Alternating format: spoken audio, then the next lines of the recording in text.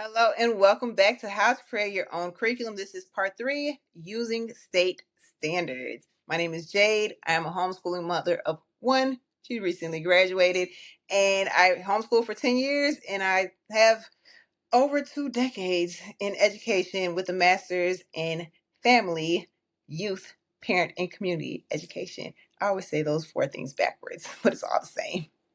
For this example, I will be using Common Core standards. By all means, choose whatever standards you want to for whatever state you live in.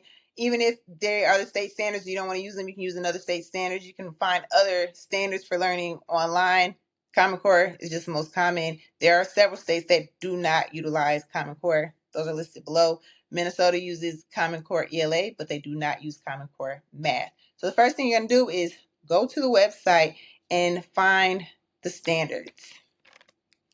For this example, I will be using looking at the standards can get overwhelming because there's a lot and there's different standards for every single grade. The way they're typically listed is by grade level, subject area, the strand or the domain, and then the specific standard number or description. Right now, I'm just showing the overview of what the standards look like. So if you see something that looks like CCSS.ELA dash literacy .w .5.1, that just explains the scope and sequence of that specific standard. For the purposes of this example slash walkthrough, I'm going to start with a writing standard needed for kindergartners. So if you look at this list and zoom in a bit, you'll be able to see exactly what it says. So number 1, the text types and purposes. Use a combination of drawing, dictating, and writing to compose opinion pieces.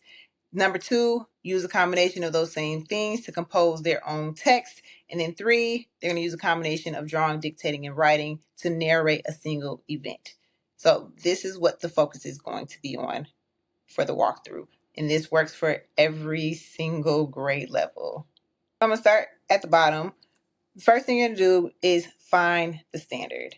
And then you're going to determine what the skill is, create the lesson, go back and watch the lesson planning video or wait until you see the unit study video. Then determine the activity that they're going to do. And finally, the assessment, which is in part 5 of this video series. Okay, so just to break this down a little bit more, again, it can feel like it's an overwhelming list, but think of them as learning goals that can be broken into more manageable lessons. So starting with that Common Core standard for opinion writing, a student-friendly skill, I can tell what I like and why. And again, remember, I'm looking at kindergarten level, right? On Monday, we might discuss the favorite book or topics. On Wednesday, draw and dictate an opinion. Write, my favorite book is. Friday, share their opinion and explain their choice. And then each one of those standards, I will list the different activities that they're going to do. And you see, they're not large, overwhelming. All you need is one book to do this.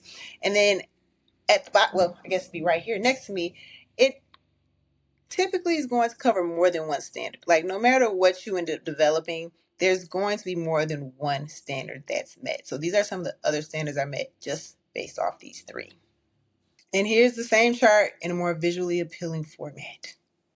If you want more information, more free resources, follow all of my social media pages, and make sure you visit www.teacherjade.com to check out my writing courses for youth ages 8 to 18 and the Parent Academy, where you'll be able to get your free downloads.